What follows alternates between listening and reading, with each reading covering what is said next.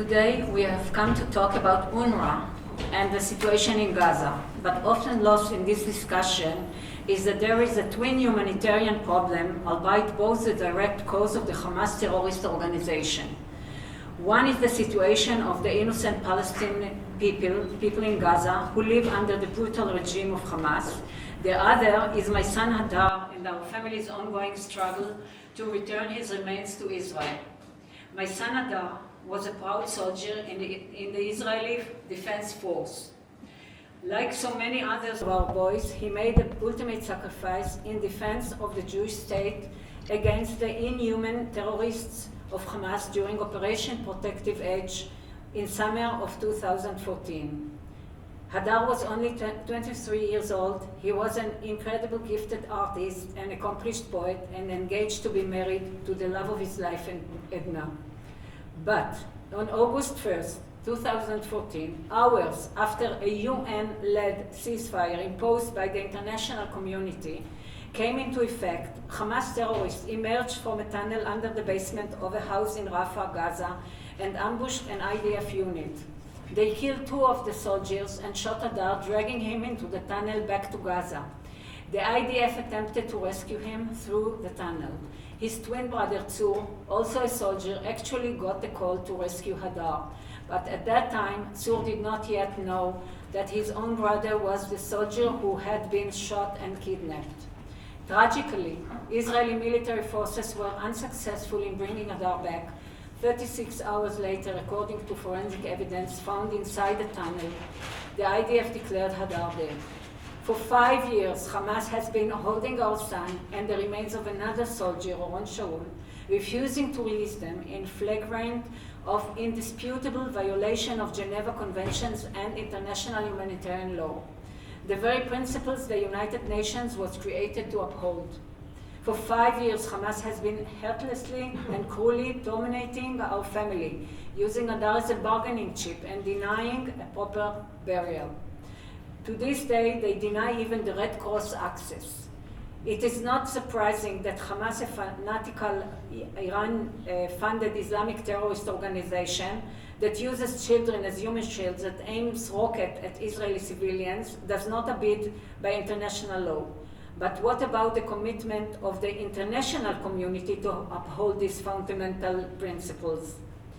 Today, the US administration under President Trump is seemingly the sole voice leading the international effort to speak out, place pressure on the Hamas, and secure our son's release. Meantime, much of our deep disappointed, the remainder of the international community had displayed an almost brutally cold indifference to Hadar and our family's humanitarian plight. Sure, we have received many expressions of sympathy. Representatives, especially from Europe, have told how they feel for our plight.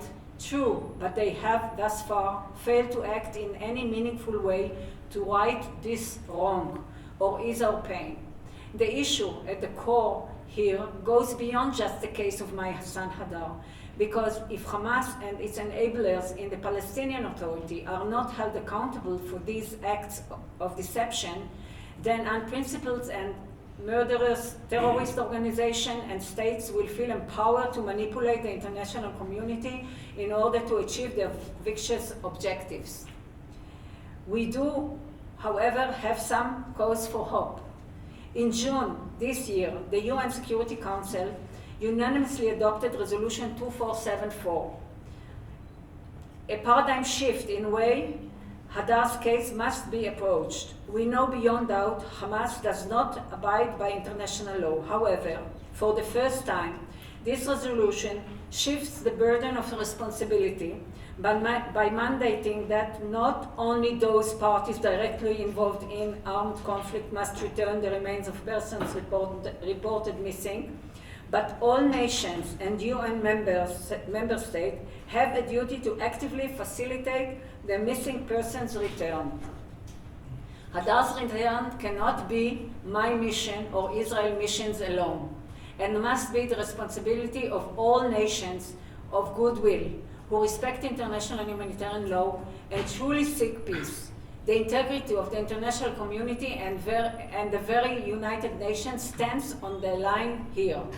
Although the primary responsibility for Hadar's release rests with Hamas, the UN and the international community, under whose watch the ceasefire that took my son was enacted, bears both moral and legal responsibility for his return. Anything less will be abrogation of their duty under international law. Last month, together with my husband Simcha, we met in New York with the UN Secretary General Antonio Guterres, who reiterated his support of Resolution 2474, calling to the immediately and unconditionally release of Hadar's remains and undertaking to raise the issue during the upcoming UN General Assembly, which I note also starts today in New York. The Secretary General also called on all the UN special envoys to incorporate the issue of persons missing in armed conflict into their respective mandates, which have traditionally been exclusively one-sided and biased against Israel. There are some who say that my son's release is a barrier to peace. They are wrong. I say his release can only help bring peace and elevate the situation in Gaza.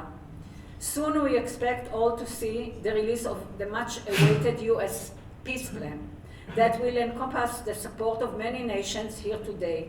My son and the other Israeli held in Gaza must be incorporated into any such plan of action, for without it there will not be true peace.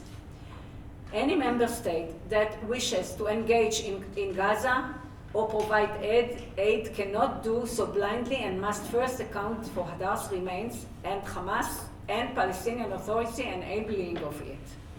This confident building measure must start a process of reconciliation, not be the end of it. My husband Simcha and I have suffered the most terrible tragedy that any parent can suffer, the loss of a child. This is an unbearable experience that had been made even more terrible due to the fact that we have been prevented from giving our son a proper burial, prevented from being able to grieve for him and visit him in accordance with Jewish tradition. We are not the first Israeli parents to lose a beloved child in combat in defense of our country, and sadly we will not be the last. However, we do suffer a different sort of pain because our son was not a victim of the war in Gaza, but rather a victim of the ceasefire, a humanitarian ceasefire called for by the UN. Hadar, my beloved son, with his unforgettable smile, his incredible paintings, and his sage writing, who showed how simple it is to love another person. Hadar, who helped those in need and set his mission in life to bring people together, Jews and Arabs, religious and secular alike. Why is my Hadar still there so far away from me? I speak before you today with thanks to the amazing and inspiring effort of Hillel and UN Watch, asking you to be on the right side of history, to enforce the very principles of humanitarian law that this very organization we are here today was founded. I am hopeful that when you hear our story, Hadar's humanitarian case, that you think of your own children, imagining that this was your own son or daughter. What would you do? Thank you.